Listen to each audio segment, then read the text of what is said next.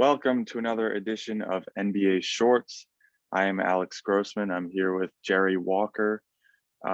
And today we'll be talking about the MVP candidates in basketball, who we think, as of right now, deserves the award. So we'll each give who we think should finish in second place as of right now, and then we'll each go into our winner. So I will start it off, and this might be a little bit of a controversial pick, but I'm going to go with Luka Doncic, actually, because I think if you want to talk about pure value to one's team and just, he has to play insanely well for them to win games. And he scored like 50 right before the All-Star break. And I think he's going to continue doing things like that.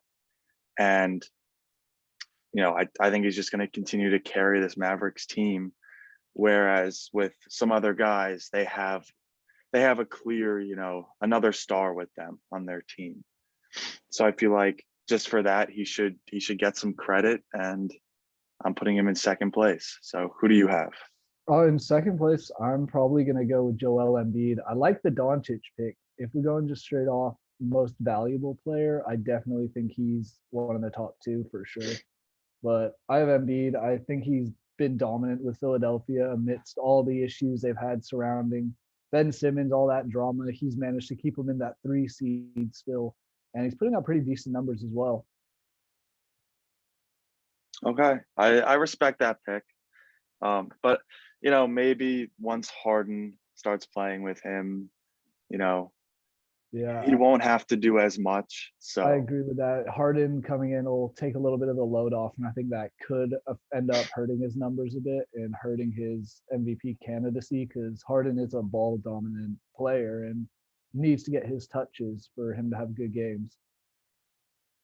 yeah. So my winner as of right now is someone that I think just hasn't really been talked about enough, and that's part of the reason why I'm choosing him. And it's Giannis. And if you look at his numbers, he's really doing exactly what he's done the past few years. And the Bucks are winning games, and I think there's no reason for him to not be in the conversation. When you watch him play, he's as dominant as ever, and he doesn't even have a true superstar teammate with him. But they always, figure out ways to win, which I really appreciate. So I'm going to go with Giannis as my top pick right now. Nice, yeah. Giannis is definitely, I think he would probably be my third pick currently, but he's having, like you said, he's having a great season and he's one of those players that isn't surrounded by superstars. So who do you got at number one? I have a guy who currently isn't surrounded by superstars also at number one, in Nikola Jokic. He's been playing this season for the Denver Nuggets without Jamal Murray and Michael Porter Jr. for the good majority of it. And yet he's still carrying this Denver team to the 6th seed. And I mean, without him on the court, it's a 20-point differential between when he's playing and his net rating and when he's not. So he helps offensively, defensively. He kind of just carries that entire Nuggets team, which is kind of sad to say. But when he comes off the court, just watching those games, it's a completely different team. The ball movement slows down. People are taking worse shots. Defensively, they're giving up way more points than they are with Jokic on the court. So I just think overall his value and his leadership style that he has in the Nuggets is why he should be the MVP this year. I don't think he will end up being the MVP, but that's more because he won it last year, even though he is having a statistically wise a better season this year than he did last year.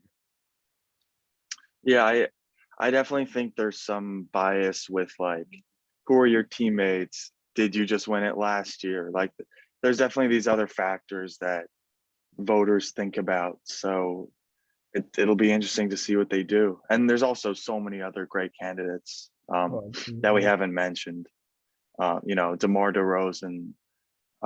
Who else? You got turn that Chicago team around completely. Of course, yeah. He's got to be mentioned. You have Curry.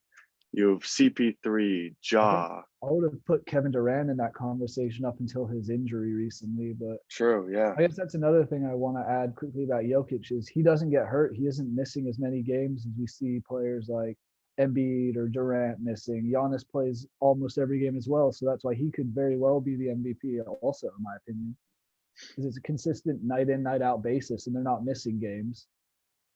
Yeah. Well, I mean, that's one of my issues with Embiid personally, because I think he is as dominant of a player as Jokic, of course, but yeah, just missing games, it hurts your value. So we'll have to see how things play out.